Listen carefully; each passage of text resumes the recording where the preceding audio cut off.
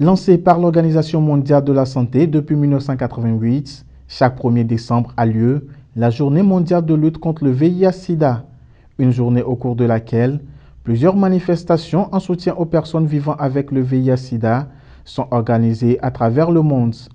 Pour cette année 2020, Solidarité mondiale et responsabilité partagée est le thème choisi par l'ONU-Sida. Force est de constater que le monde actuel marqué par la pandémie de la maladie à coronavirus amène un bon nombre de la population à classer aux oubliettes le VIH-Sida. Une partie de la population pense que le VIH est fini. Et donc c'est pour cela que le thème de cette année vient nous rappeler qu'il y a quelque chose qui se passe toujours et on doit prendre nos responsabilités et pouvoir aller vers la bonne information pour un bon usage. Cette situation pandémique complique également la prestation des services. Malgré ces difficultés, des efforts importants sont enregistrés au niveau de certains centres de suivi. Depuis un certain temps, on a opté pour les dépistages ciblés. Et maintenant, pour faire ces dépistages ciblés, nous avons adopté des stratégies avancées qui nous permettent d'aller dans les coins chauds ou bien dans les zones à risque. Donc, parmi ces stratégies, nous avons des critères de sélection aussi.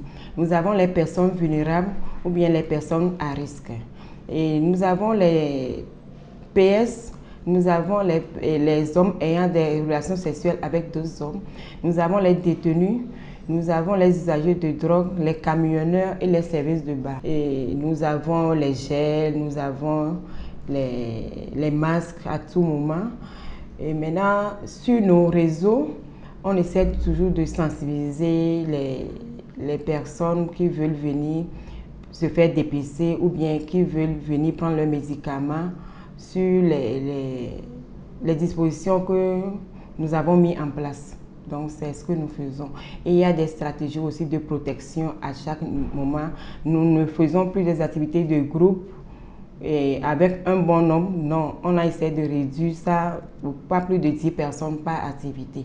Donc, aussi pour plus d'informations, par exemple, sur nos activités d'éducation thérapeutique, on le fait en ligne aussi.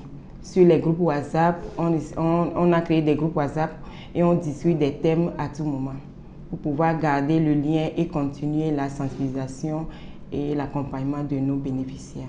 La population est donc invitée à une prise de conscience. J'invite vraiment la population à croire à l'existence du VIH, que ça existe toujours et que nous devons vraiment prendre nos responsabilités. Nous devons observer les moyens de prévention, car le VIH continue pas à faire des dégâts. Je suis à l'endroit de la jeunesse, pratiquer l'abstinence ou carrément utiliser les préservatifs lors des rapports sexuels. Tout le temps aller en consultation pour voir son statut sérologique afin de protéger son partenaire aussi. Notons qu'à l'échelle mondiale, 38 millions de personnes vivent avec le VIH, dont 67% dans la région africaine de l'OMS.